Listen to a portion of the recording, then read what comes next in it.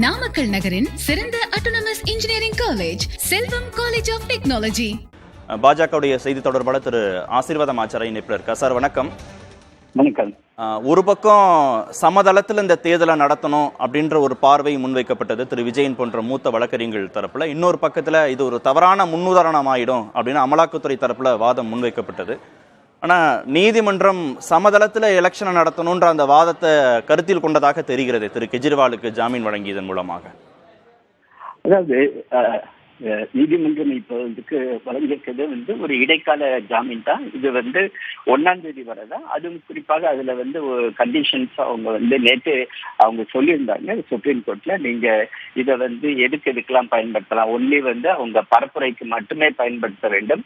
அவர் முதலமைச்சராக எந்த ஒரு பணியும் செய்யக்கூடாது, எந்த ஒரு கோப்புகளிலும் கையெழுத்திடக்கூடாது, எந்த ஒரு மீட்டிங், அந்த அபிஷியல் மீட்டிங்னு சொல்றோம் இல்லைங்களா, அந்த அபிஷியல் மீட்டிங்லாம் நடத்தக்கூடாது அப்படின்னு.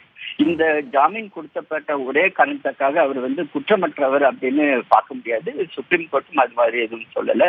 அதனால இவங்க எல்லாருமே அவரை அரவிந்த் கெஜ்ரிவால் ஏதோ குற்றமற்றவர், அவருக்கு குற்றத்திலிருந்தே, அவருக்கு சாட்டப்பட்ட குற்றத்திலிருந்தே அவர் விடுதலை பெற்றவர் மாதிரி பேசுறது அவர்களுடைய புரியாமையாக தான் நாங்கள் பார்க்கிறோம்.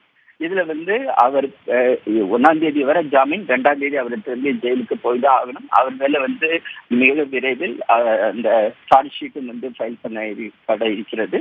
அவர் சட்டத்தின் முன் அது இதெல்லாம் சந்தித்தே ஆக வேண்டும். குற்றம் செய்தவர் தேர்தலுக்கு முன்பாக ஏன் கைது செய்தீர்கள் அப்படின்னும் அமலாக்கத்துறைய நீதிமன்றம் கேள்வி கேட்டிருக்கு.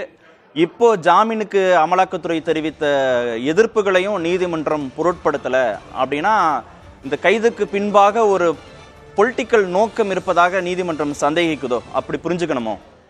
இல்ல, அப்படி பார்க்க முடியாது. இப்படி பாத்தீங்கன்னா நீங்க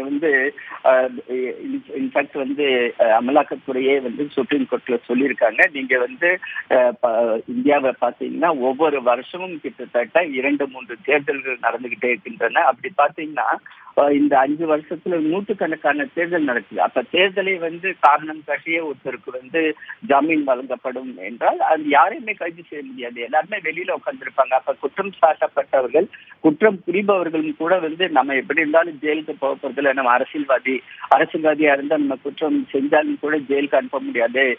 எலெக்ஷன் நடக்கும் போது நம்ம எலெக்ஷன்ல பார்ட்டிசிபேட் பண்ண போறோம் அல்லது பரப்புரை செய்ய போறோம், அதனால நம்மள அவங்க விட்டுடுவாங்க அப்படின்னு சொல்லிட்டு பேசுறது தப்பான ஒரு முன் உதாரணமா ஆயிடும் அப்படின்றதுக்காக தான் அமலாக்கத்துறை பாஜகவை எதிர்க்கக்கூடிய எல்லா தலைவர்களையும் சிறைக்கு அனுப்பிட்டு நடக்கக்கூடிய தேர்தல் நியாயமான தேர்தலா இருக்குமா அப்படின்ற ஒரு சந்தேகத்தையும் உச்ச நீதிமன்றத்துடைய இந்த உத்தரவு எழுப்பியிருக்கு இல்லையா? இந்த கேள்வியும் எழுப்பியாச்சு இல்லையா?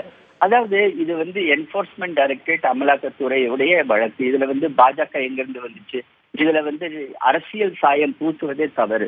அவங்க யாரா இருந்தாலும், அது சீஃப் மினிஸ்டரா இருந்தாலும் சரி, அதிகாரிகளா இருந்தாலும் சரி, எம்பி எம்எல்ஏ, அவங்க குற்றம் சாட்டப்பட்டால் அந்த விசாரணை அமைப்புகள், சிபிஐ, இடி, இன்கம் டாக்ஸ், எந்த அமைப்புகளா இருந்தாலும் அவங்களுக்கு மேல் சட்டப்படி நடவடிக்கை எடுக்கத்தான் செய்யும். இதுல பாஜக தான் இதெல்லாம் பண்ணுதுன்றது ஒரு ஆதாரமற்ற ஒரு குற்றச்சாட்டு.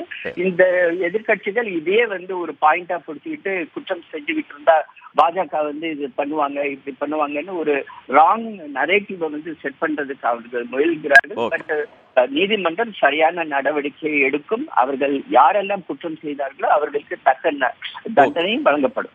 நன்றி சார், இணைப்பிலிருந்து உங்கள் கருத்துக்களை பதிவு செய்தது. நாமக்கல் நகரின் சிறந்த autonomous engineering college Selvam college of technology.